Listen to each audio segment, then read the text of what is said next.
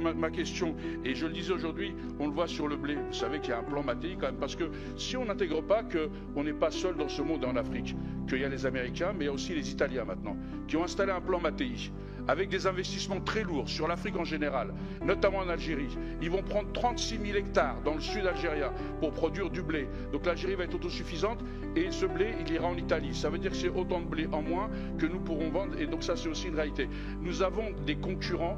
qui sont nos amis mais qui sont concurrents et si on n'intègre pas cette question-là,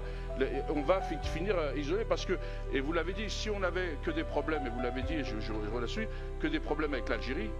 encore on pourrait se dire, mais au Sénégal, le sentiment français, enfin, il se développe parce que, et plus fortement ailleurs. Donc, aujourd'hui, j'allais finir, pardon, je suis désolé, et donc ma question, c'est est-ce que vous pensez qu'aujourd'hui, vous, en tant que chercheur, on peut se défaire de cet axe Paris-Alger, qui est un axe fort pour la Méditerranée, sans faire injure à d'autres, et notamment pour le développement vers l'Afrique, puisque c'est eux qui ont la transsaharienne. Comme je le disais, moi je ne pense absolument pas que la relation soit sacrifiable. Je pense que ce discours du sacrifice est un discours qui est plutôt dangereux. Le discours qui consiste à dire on peut s'en passer, de toute façon c'est trop compliqué, etc. Je pense que d'un point de vue diplomatique en général, c'est un discours qui n'est pas très, qui n'est pas très porteur et qui n'est pas très intéressant, surtout dans un monde et dans une région où on a affaire à des relations qui sont compartimentées, plutôt flexibles, où un pays comme l'Italie, effectivement,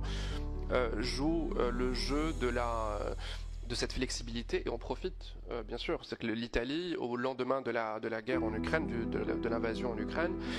a largement profité du gaz algérien avec un contrat record et est devenu très vite le principal client de l'Algérie. Donc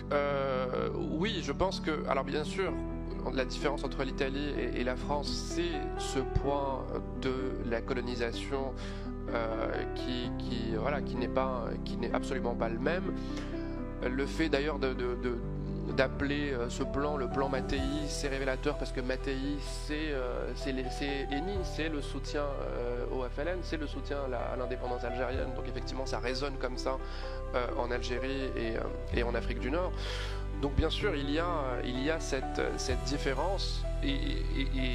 malheureusement on a un discours politique en France, parce qu'au-delà effectivement du débat en Algérie, parce que ce qu'on a, la rhétorique qu'on a en Algérie, elle n'est pas nouvelle. Par contre, les termes de la question algérienne dans le débat politique français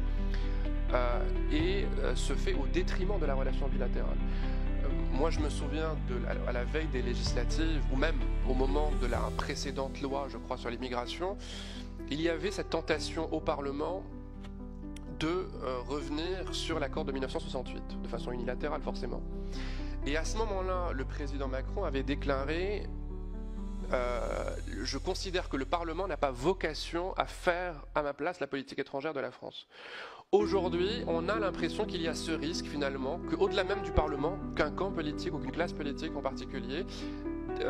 a cette capacité à influer de façon, oui, parfois démesurée sur la politique étrangère de la France.